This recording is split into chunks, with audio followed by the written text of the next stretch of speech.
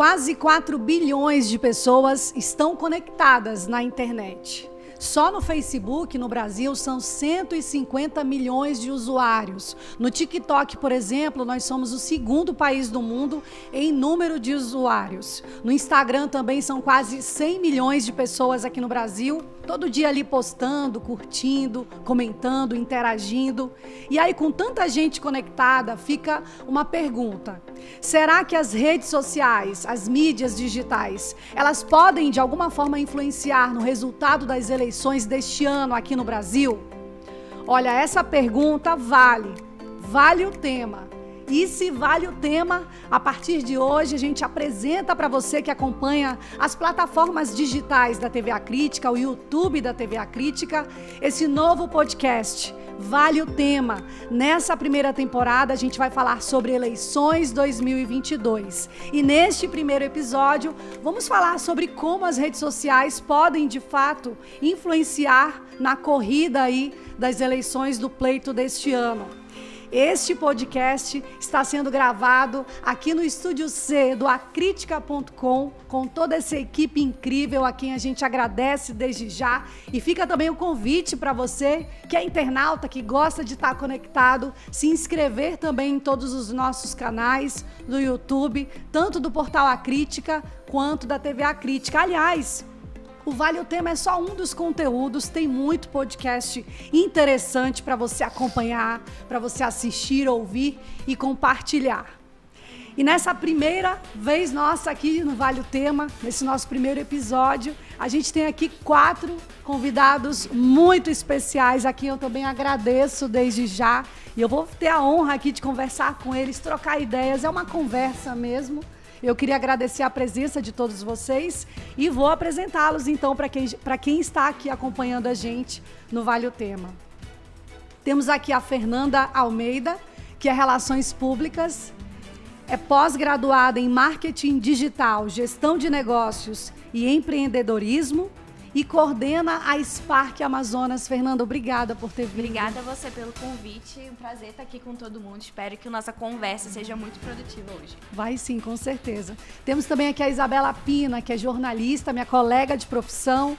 Sou super fã do trabalho da Pina. Também sou, amiga. E ela hoje está coordenando as mídias digitais, as redes sociais do Portal A Crítica, do Jornal A Crítica. Pina, obrigada por ter aceitado o nosso convite. Obrigada ao convite. Estou super honrada de estar aqui com esse timão que vocês conseguiram juntar para o primeiro episódio.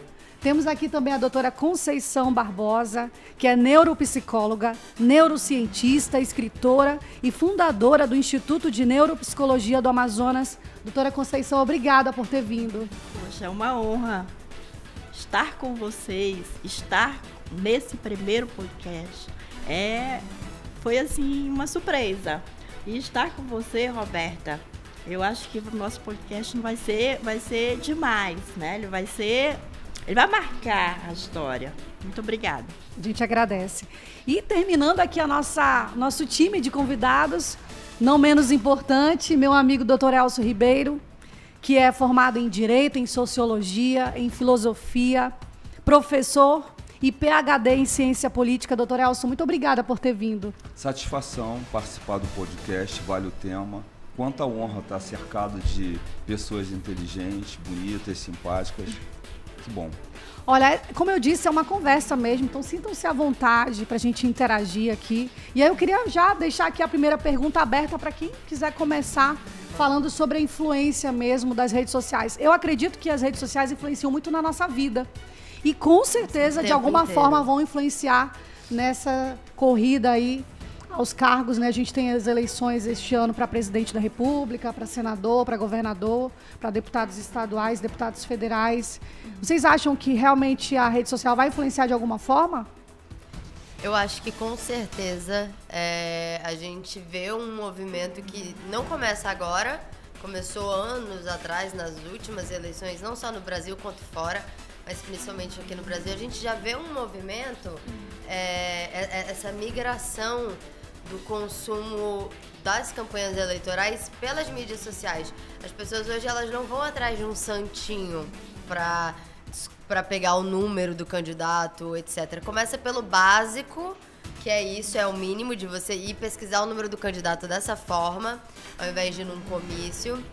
E as coisas foram progredindo, ao ponto de não só correr o risco de influenciar, acredito eu, influenciar nessa eleição, como já influenciou na última, como eu citei, não só no Brasil, mas pelo resto do mundo. Então eu acho que é um momento de tensão política, esse choque cultural entre a política costumeira que a gente conhece com a imensidão que é o universo das redes sociais. Agora, doutor Elcio, por exemplo, esse ano a gente tem números do Tribunal Superior Eleitoral que falam do aumento do número de eleitores jovens. Inclusive, o TSE fez uma campanha muito maciça na televisão, nas próprias redes sociais, para tentar atrair mesmo esse público. O senhor acha que isso, de alguma forma, vai influenciar? Os políticos estão, sim, presentes nas plataformas digitais, né? As campanhas eleitorais estão nesse nicho também, né? No digital, estão no mundo digital.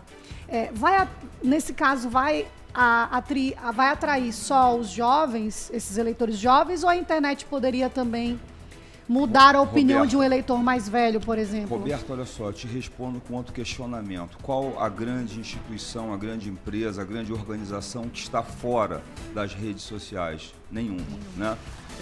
O parlamento segue o mesmo direcionamento. Então, se você for ver Câmara de Vereadores, no caso desta eleição, Câmara de Deputados, Senado Federal, Presidência da República, todos esses organismos, todos esses meios estão de mão dadas com as redes sociais. É claro que, inclusive, quem vai nos ver nesse podcast está também conectado com as redes sociais. Então, é de fundamental importância. Eu entendo que não dá hoje para você preterir. Eu custo a crer que algum candidato ele vai dizer, não, eu não tenho rede social. Se ele de fato não tiver, ele não está querendo se inserir. E eu diria, complementando o que você falou, que ela toca não só os jovens. Realmente houve uma campanha exitosa do TSE que agregou. É a primeira vez que nós vamos ter um número considerável, ainda que no geral represente menos de 1,5% do eleitorado de jovens, né, abaixo de 18 anos. Mas as redes sociais tocam pessoas de todas as idades hoje em dia. Inclusive, eu tenho aqui números interessantes que eu vou compartilhar com vocês. Eu acredito que alguns números vocês já até tenham verificado. O senhor falou sobre a presença dos candidatos. Sim. O presidente Jair Bolsonaro, por exemplo, no Instagram, ele tem quase 21 milhões de seguidores, né? São números expressivos. Já o ex-presidente Lula tem quase 6 milhões no Instagram. Ciro Gomes, a gente trouxe aqui os 3 nomes dos 3 principais candidatos à presidência da República. E Ciro Gomes tem 1,5 milhão quase aí de seguidores no Instagram. Então mostra, esses números refletem um pouco, né, a influência, né? Sim. Fernanda, você que trabalha diretamente com marketing de influência. Sim. Como é que é também a preocupação desse candidato, enquanto candidato, da imagem que ele vai passar também, da influência que ele quer ter autoridade ali na rede social dele? Eu acho que é interessante quando a gente começa a falar sobre esse tema entender, né, o que é hoje influenciar dentro do ambiente digital, né? Todos nós aqui, né, temos uma presença digital, isso é fato. Isso. E quando a gente fala, né, nesse âmbito de política, de eleição, o assunto também se torna mais macro ainda, porque a gente sabe que a gente tem, assim, 2 lados da moeda que são muito aflorados. Então, assim, como, né, passar a imagem de uma forma que o seu eleitor compreenda o que você está falando, né? Então, hoje a gente pode pensar que os candidatos são influenciadores, sim, cada um conversando com uma comunidade específica, com uma causa específica, né? Hoje a gente tem, assim, influenciadores, né? Pessoas que demonstram influência dentro de nichos específicos em todos os sentidos. Se a gente pensar nos esportes, a gente tem, e na política não é diferente. Então, assim, como eu vou me vender frente a esse público, né? Como o professor estava falando, principalmente os jovens, né? A gente vê que o TikTok hoje está muito em alta, então, assim, como pensar em um formato de conteúdo que eu converse com aquele nicho, que já é diferente do Instagram. Então, assim, a gente tem que entender como trabalhar hoje essa produção de conteúdo. Cada candidato tem o seu, claro, dentro da sua realidade, dentro da sua pauta, mas o fato é, não dá para ficar de fora desse universo, né? A gente tem que estar inserido e ver a forma que a gente vai comunicar também no ambiente. O que é mais legal, complementando aqui a conversa a fala do professor, é que a massa jovem hoje, pensante, ela é globalizada. O mundo digital está na mão deles, né? Então, o comportamento muda a partir dos jovens. Então, essa mudança de impresso, né? Como a colega falou, a jornalista Bela falou sobre o Santinho. O Santinho não funciona mais, né? Porque hoje a gente já tem uma rede social expansiva. O jovem, quando a gente fala de rede social hoje, da influência, a gente percebe que a partir de 2015 mudou, o rumo mudou, né? Com a eleição do presidente atual, mudou, porque ele saiu de uma pesquisa baixíssima, né? E de repente foi uma surpresa, Sim. porque as redes sociais ajudaram a expandir. Então, quando a gente vê essa globalização, hoje nós temos um computador, um celular, uma rede na mão. Então, nós temos, né? Isso é interessante quando você fala realmente dessa parte macro, dessa parte do TikTok. O TikTok, né? Hoje, por que ele é visto? Porque ele é curto, ele é rápido. As pessoas querem brevidade. Hoje o comportamento é rápido. Então você não tudo muito lê acelerado, mais, né? Você não lê mais aquele livro extenso, você lê um resumo. Então a mídia ela passa muito rápido, né? Sim. Então eu acho que hoje o resultado das eleições de 2022 vai ser diferente, né? Porque hoje o quantitativo que nós temos hoje de rede social colocada à frente é a cada segundo. Agora, doutora toda Conceição, eu certeza. queria fazer uma pergunta em cima do que a Fernanda falou sobre que os políticos são influenciadores. Todos nós somos, de alguma forma, influenciadores. Quem está na internet, de alguma forma, influencia alguém ou fala de algum assunto da sua profissão, Sim, do seu dia a sim. dia. Né? Todos nós podemos gerar conteúdo hoje, né? E aí ela falou algo interessante, que cada político é influenciador e tenta ali atingir o seu nicho com as suas estratégias ali de marketing, de comunicação.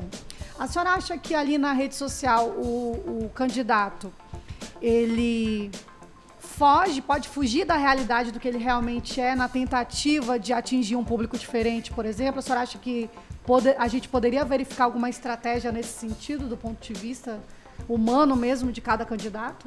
Quando a gente olha política, a gente já tem esse perfil. Então, não vai existir muito aquele posicionamento verdadeiro, coeso, né? O bom influenciador, ele vai ter que ter o quê? A sua palavra-chave. Ele vai ter que ter Mas o ideal seria que a verdade fosse mantida, né?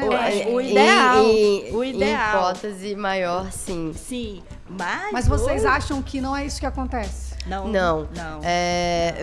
Por exemplo, a gente falou agora um pouco de TikTok. TikTok, modéstia à parte, é o meu queridinho, assim, é a rede social. Eu não estou no TikTok. É a rede social que eu nem... mais estudo, que eu mais acredito pro futuro. Enquanto o Lula acabou de chegar no TikTok, por uma influência, inclusive, da Anitta, a gente estava conversando, né? Ele acabou de chegar no TikTok. Já o Bolsonaro, ele tá lá há muito tempo. E aí você pensa, pô, legal, nosso presidente em todas as plataformas, passando passando a mensagem que o presidente passa. Na verdade, conversando com a audiência dele. Se você entra dentro da plataforma dele, são memes, são piadas, são... Ele não faz qualquer menção à política, ele não faz qualquer menção a alguma ação que ele está fazendo dentro do governo dele. Ou seja, de uma forma bem escracha, mas ele sabe exatamente, a equipe dele, digamos, sabe exatamente como conversar com o público de cada rede social. Isso pode ser muito bom, mas isso também pode ser muito perigoso no momento como a gente conversou, a gente mencionou aqui, um momento em que entrou uma massa gigantesca de jovens para essas eleições. São jovens, em sua maioria, sem direcionamento algum, jovens que estão concentradíssimos dentro dessa plataforma mais jovem, que é o TikTok. E aí eles têm de cara, vamos considerar essa grande polarização entre os dois principais candidatos, eles têm um que posta vídeos que não são atrativos, vídeos de campanha, vídeos disso, vídeo daquilo, isso não interessa. E aí ele tem um outro candidato que age e posta como... As trends, né? As coisas mais engraçadas. E aí ele vai se deixar levar por aquilo ali que talvez não... E aí isso entra ele na nem sabe quem isso é aquele entra na candidato cabeça direito. do eleitor como esse cara faz muito mais sentido pra mim, ele tem a minha linguagem, ele tem o mesmo humor que eu. Eu acho que começa por aí essa conexão. E isso vai em todas as redes, eu acho que você vai concordar comigo. O bom marqueteiro, o bom social media, ele vai saber te direcionar exatamente para cada plataforma. Já para o Facebook, os vídeos são mais sérios, são mais sensacionalistas, para pegar aquele público. E aí, por aí vai. Doutor Elcio, isso não é perigoso? Olha, eu entendo, eu compreendo que você não vai até a praia com a mesma roupa que você vai para um baile de gala. Então, daí a importância de ter linguagens distintas. Agora, essas linguagens distintas não podem apagar verdades, né? Então, você pode falar boa noite, caro telespectador, e aí, webnauta, você está saudando de formas distintas, mas com uma certa honestidade. E o que eu observo, que muitas vezes é aí que cai algumas contradições. Você cacareja para um lado e bota ovo para o outro. Você vai querer ter verdades distintas em redes sociais separadas, isso que pega mal. Agora, você adequar a tua linguagem a um ambiente sem nenhum problema. Professor, inclusive, eu queria até complementar a fala de vocês de que, assim, hoje na internet... O que dá o resultado, né, pra gente ter esse engajamento ou não? É você ter uma comunidade ali fortalecida. Então, assim, quando a gente pensa em candidatos que só aparecem durante o período eleitoral, realmente a gente pode cair no que você estava comentando, de parecer uma inverdade. Mas a gente também tem que analisar que existem candidatos que têm uma presença digital super fortalecida. Isso é um fato, que trabalham realmente os 4, ou se for um prefeito 2 anos, de uma forma realmente bem posicionada, alinhada, falando com o público que ele quer alcançar. Então, assim, depende muito da personalidade que a gente vai estar tratando, né? E eu percebo que essas pessoas que já têm uma audiência mais consolidada, já sabem quem é o seu público, quem é o seu nicho, eles hoje fazem um sucesso absoluto, né? Hoje eles fazem só uma manutenção do que eles já trabalham no longo prazo, né? Então, assim, eu acho que isso é muito interessante atualmente, né? A gente conseguir realmente ter um espaço que o candidato tenha uma interação com o seu eleitor, né? Então, isso é muito legal, é um espaço democrático. Eu acho que esse é o ponto também, né?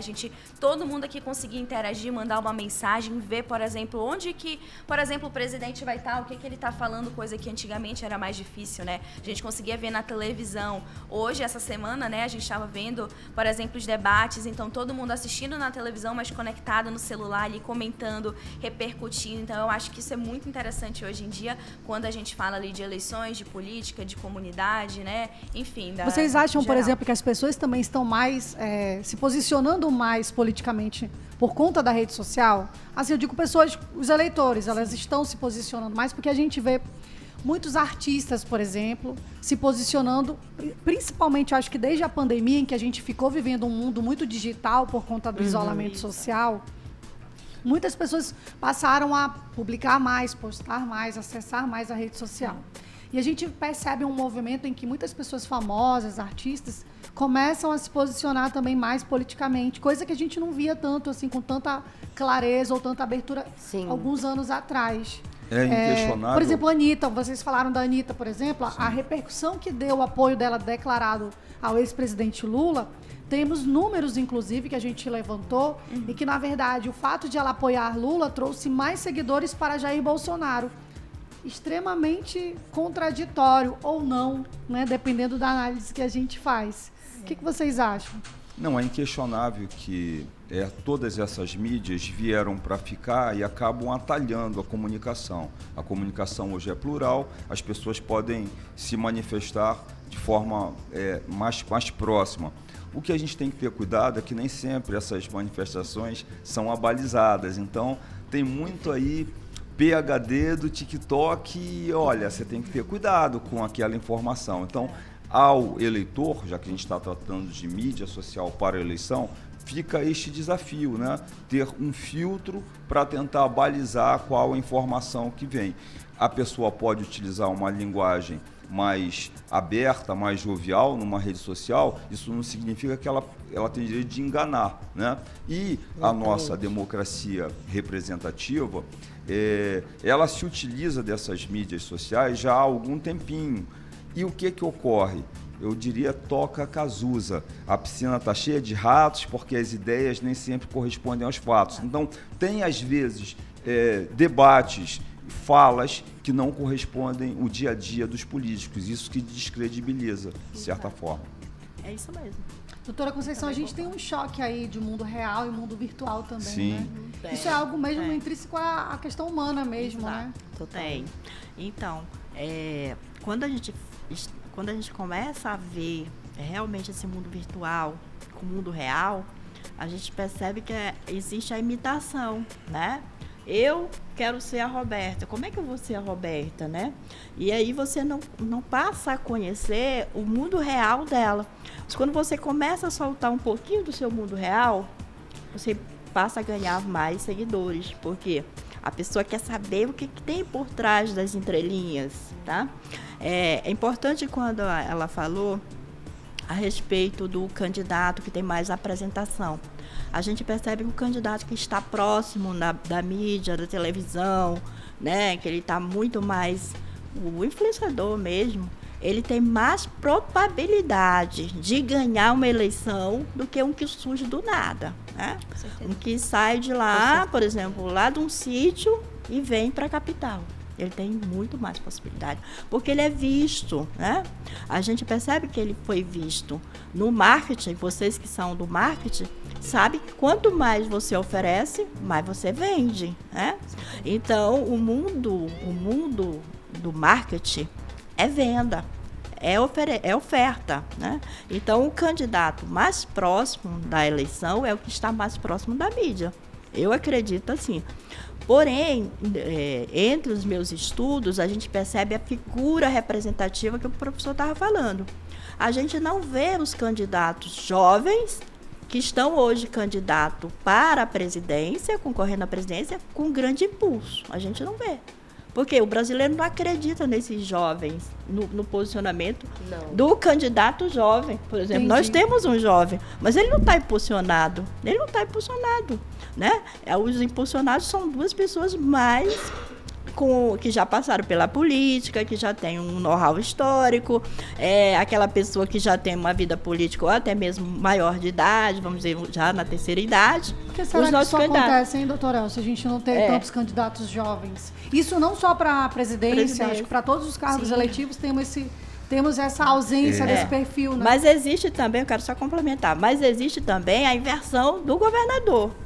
A gente não quer, por exemplo, quando a gente olha para o governador, a gente não imagina um candidato mais idoso. A gente imagina um candidato mais jovem, entendeu? Então existe, você percebe que os governadores eles são mais distribuídos entre os jovens, quando a gente vai fazer um mapeamento. Quando vai se fazer um mapeamento no Brasil, os governadores são mais jovens e até, inclusive, já tem mulheres. Né? Mas quando a gente vai para um nível maior de hierarquia, parece que a gente tem uma negação frente a isso, entendeu? Tá? Mas hoje também é interessante ver nessa discussão dos jovens, né, e o público mais velho, que tem uma tendência de novas pessoas surgindo, né, e tendo, justamente criando a audiência nesse ambiente digital, né, que tratando sobre esses tópicos. Eu hoje trabalho com isso, assim, eu digo assim, não existem tantos perfis, mas existem. E a força que eles têm lá hoje, por exemplo, se a gente for olhar para nossa realidade em Manaus, influencia bastante, né? E eu consigo ter, por exemplo, um movimento jovem que vai me auxiliar ali numa eleição. Tanto é que a gente está tratando aqui de TikTok, né, na temática de eleições. Se hoje, nessa parcela mais jovem, não tivesse aquela relevância, a gente nem traria como pauta aqui hoje, né? Então, assim, realmente a gente vê esse cenário mudando, se movimentando, mas como a Bela falou, é interessante a gente ver a qualidade dessa informação, né, do que vai pro ar, porque justamente a gente tem esse papel como comunicadores aqui todos, né, de entender qual a fonte que a gente está levando para esses jovens, né, entender. E a gente também como jovens, né, o que a gente está levando de informação, de credibilidade dentro desse cenário. É claro que a trend é legal, a trend alcança muitas pessoas, mas e o conteúdo ali, né? Eu vejo que hoje, quando a gente fala de público mais jovem, a gente tem que ter essa atenção, né, de como tá lidando. Eu acho que para um futuro é a chave, a gente precisa realmente trabalhar mais isso para que lá na frente a gente colha esses resultados mais positivos, né? Eu acho, na verdade, você falou de credibilidade, a Fernanda falou de credibilidade, de qualidade de informação e tudo mais, e enfim, isso é imprescindível para a manutenção da nossa democracia dentro desse momento de eleições. E a gente tem que levar em consideração o seguinte, a informação que a gente consome, ela é cada vez mais rápida. Cada vez menos as pessoas têm paciência para pegar um jornal, para abrir um portal de notícias. Abrir um portal de notícias já é trabalho Tudo demais. no WhatsApp, né? Tudo Já é trabalho se chega demais. De link ali a no pessoa, WhatsApp, se o link chegou para ela, já tá valendo. E já é verdade absoluta, Mas né? é preferível. Fake news também vai junto, preferível né? que ela receba a informação quando ela chega em casa, no final da tarde, 6 horas da tarde, deita no sofá e vai dar aquela rolada no celular. Hoje em dia, a forma que as pessoas consomem, enquanto a TV tá ligada. Então, a TV tá ligada. Multitelas, ela né? tá ouvindo ali as notícias do dia local e ela tá bem ali, rodando e vendo. Então, é muito importante que haja uma manutenção. E isso, na verdade... E olha que eu não tô defendendo político, gente, mas eu tô falando que é uma responsabilidade que eu acho que foge da alçada dos candidatos, e é preciso sim colocar uma responsabilidade maior ainda em cima das próprias plataformas. Existem medidas, existem projetos para regularização, para acabar com robôs, por exemplo. Eu não sei quantos milhões e milhares de robôs existem dentro do Twitter. Então, se você faz um post defendendo certo candidato, você é atacado por esses robôs que vão anular a sua opinião. Você vai pro Facebook, é a mesma coisa. Foi o Facebook, por exemplo, que elegeu o Donald Trump, porque não existia qualquer tipo de regularização dentro da plataforma. Então, eu acho que quando a gente fala de eleições e a influência das redes sociais, é muito importante a gente levar em consideração os dois lados da moeda. Porque a internet ainda assim, existem movimentos, né? Mas ainda assim é terra de ninguém. Sim. Ainda assim faltam leis, falta-se a regulamentação para que a gente não continue passando por isso e por isso. Agora, deixa eu fazer um questionamento aqui. Números ganham eleição? Será? Números de rede social? Porque você ter milhões de seguidores não necessariamente quer dizer que você vai ganhar uma eleição, né, doutora? Com certeza. E além disso, eu queria também questionar vocês certeza. aqui com relação às estratégias também mais tradicionais, porque a rede social ela também não anula o corpo a corpo. Sim. Ela não anula a caminhada num bairro em que o candidato vai lá, Sim. aperta na mão, conversa, ou a participação desse candidato em entrevistas na TV, em comícios, em reuniões. Como é que pode ser feito esse equilíbrio? Porque a gente também percebe que alguns candidatos se preocupam somente com o digital, né? E eu acho que aí tem que se preocupar com o digital e com o pessoal, até para a gente poder sentir a verdade do candidato, sim, porque a rede social é tudo muito lindo, tudo muito bonito, tudo muito perfeito. E a rede social não chega em todo mundo. Não chega. Sim. Ainda mais se tratando de Amazonas, em que a questão da qualidade da internet não é acessível ainda a todos. A gente tem com comunidades qualidade. inteiras que não têm esse acesso. Nesse caso em que se em que temos eleitores no interior, em comunidades distantes, ribeirinhas, Eu diria que o político também precisa manter essas estratégias, né, sim. doutora? Conciliar isso, na verdade. Eu acho que aqui tem uma unanimidade que é importante, as redes sociais. Acho que ninguém aqui discorda dessa importância. Sim. Claro que não é apenas as redes sociais que vão eleger alguém. O fato de alguém ter N seguidores no Instagram, no Facebook, em qualquer... Isso não garante a eleição, isso é fato, né? E aí, eu vejo até algo cruel.